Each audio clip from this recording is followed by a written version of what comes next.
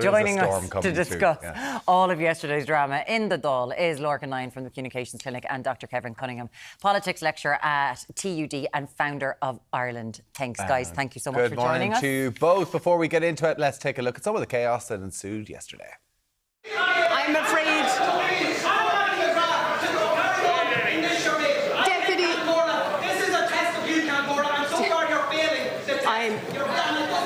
Deputy, I have... Deputy, I'm going to give you one opportunity.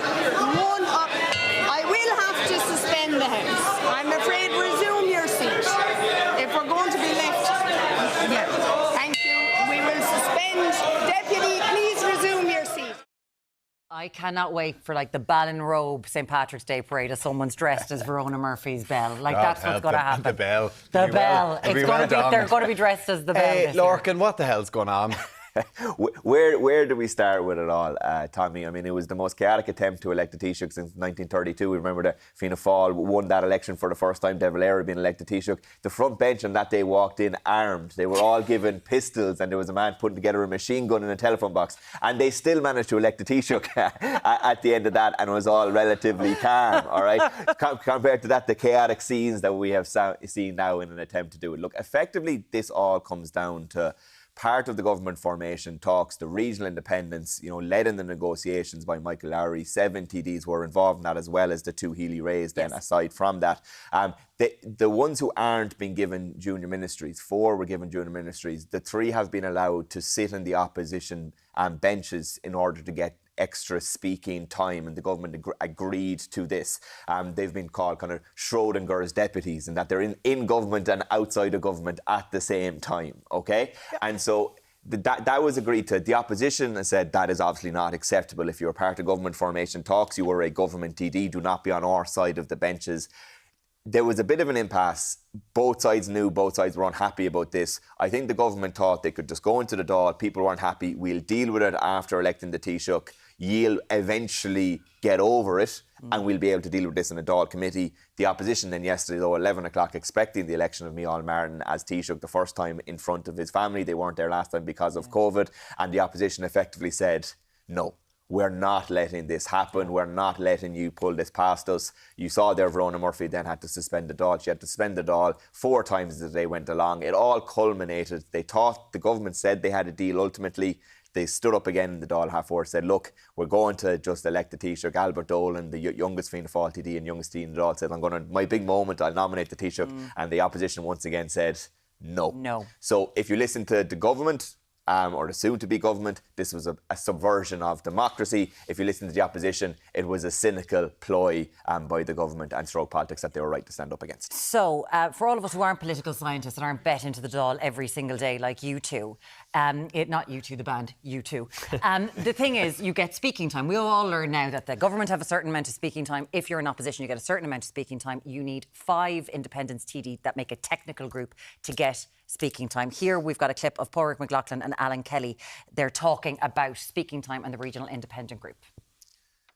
Michael Lowry is a member of the opposition. Michael Lowry, who stood outside this building and said, we will support the government in the good days and the bad. For God's sake, you're making a mockery of democracy here. Let's not make sure that this solemn parliament in Ireland is made a show of around the world, where we set a precedent, where people who are part of the government are sitting in opposition. What a bloody farce.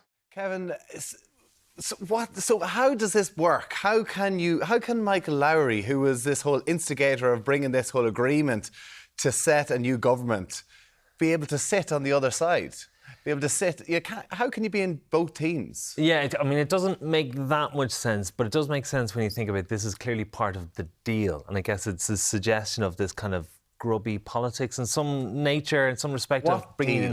Well, this is the government deal. So obviously when they brokered a negotiation, a programme for government, there was obviously little riders here and there, things that we may not be aware of, sort of maybe even constituency deals that we may not even be aware of. Is there no rules, though, that the government has to be one side and the opposition the other side? Yeah, but there are certainly rules, but the rules are determined by the government itself. Now, one of the funny things about this is that the Dáil is meant to be independent of the government, right? But at the same time, the rules of the Dáil are set by the majority of the people in the Parliament. So technically the government can actually just change the rules whenever it wants, which is kind of quite difficult. But that means that part of the deal that it gave to these independents shouldn't really have been in the gift of the government itself, right? They shouldn't have been allowed to say, go over and speak on the opposition side, because you could have someone like Michael Healy-Rae, who is a junior minister. We had him here yesterday and we put it to him and he said, no, that's not true, but it is. Michael Healy-Rae standing up for the government, and you could have Danny Healy-Rae opposing the government in speaking time. He could be answering against him, right? Yeah, exactly. That's so what could happen. even though he's part of the deal, but Yes. obviously as part of the deal, he's going to be propping up the government. He's going to be defending the government. Now, to be honest with you, in the Irish Parliament, in the Dáil, compared to, let's say, Westminster, the backbench government TDs actually get much less speaking time. Yes. In Westminster, in the Commons, the backbench government TDs actually get quite a lot of speaking time in relative to this. But it is the rules of the Dáil. So people might wonder, geez, you didn't see these, opposition TDs giving up as much stink about like homelessness and all that sort of stuff. So it does feel performative in some way, but it's necessary. It's necessary performance by the opposition, partly because they need to be able to exercise this pressure to change those rules, because without that, it does go into a committee, it does go into the Dáil voting on these changes, and the government can just do this if it really Why wants to. then is the Comhairle Verona Murphy on the front of 3 or 4 of the papers this morning? What did she have to do with all this? Well, I suppose, look, the Comhairle is supposed to control the Dáil, get the order of the business done, make sure the votes happen. And so, she was obviously the centre of this, and it was her call ultimately to suspend the Dáil consistently. I think actually it's more if you step back from before yesterday's, where the issues with the Comhairle really happened. Again, there was a bit of a change where Verona Murphy was part of the regional independent group. She got the Comhairle as part of the deal making. That's not normally how it is done. The Comhairle then ultimately is supposed to be independent of the government, independent of the opposition, is supposed to run the Dáil. So I think she's probably entering into it in a relatively weak position, with the opposition relatively annoyed. Yesterday, ultimately, you can only govern with the consent of the governed, and if the opposition are just refusing to listen and consistently shouting, there was probably very little that could be done on the day. I mean, she was a step away there from, the teacher line of saying, it's your own time you're wasting. Yeah, which she didn't. This was orchestrated.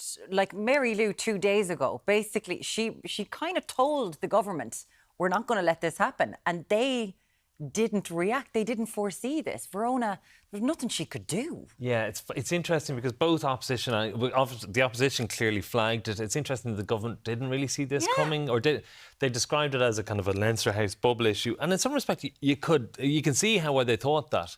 But maybe they didn't anticipate the fact that the opposition really needed to disrupt the Dáil in order to get its way on this issue.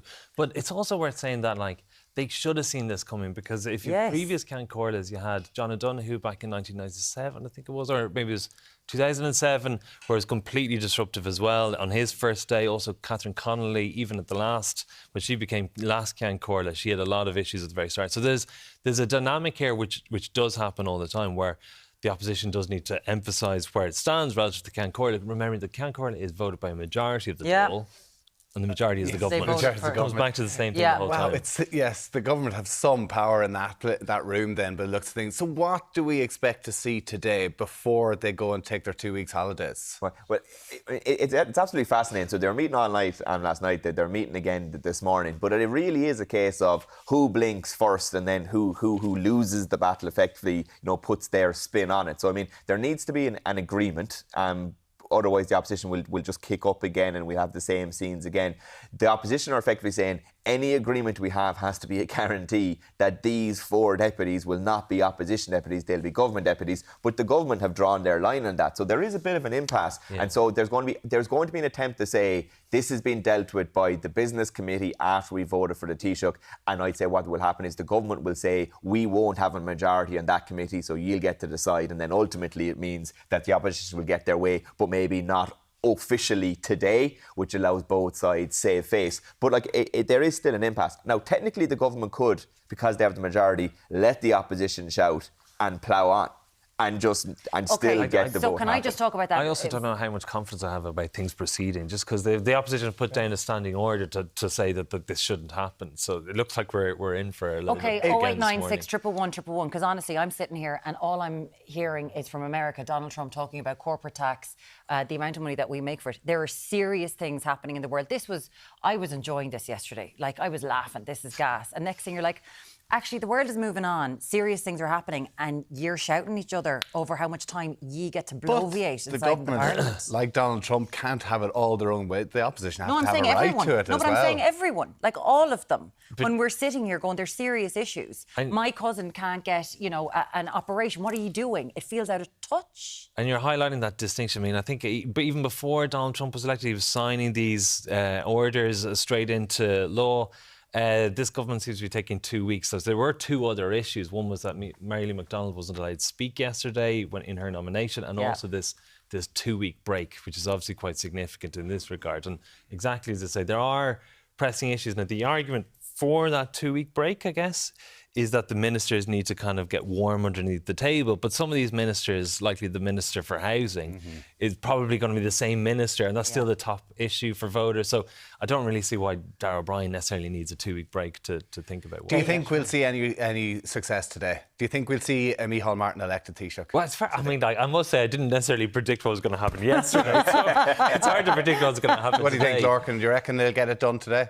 I don't think the government will risk scenes like that again. But yeah, who knows? I mean, hopefully for the drama of it, they don't. But The two of them are getting the popcorn ready. You can see this right now. There'll not be a bit of work done today. They'll be watching this. Never seen politics so exciting. We'd love to hear from you about this. 089 6 111 111. What you make of what happened in the Dáil yesterday.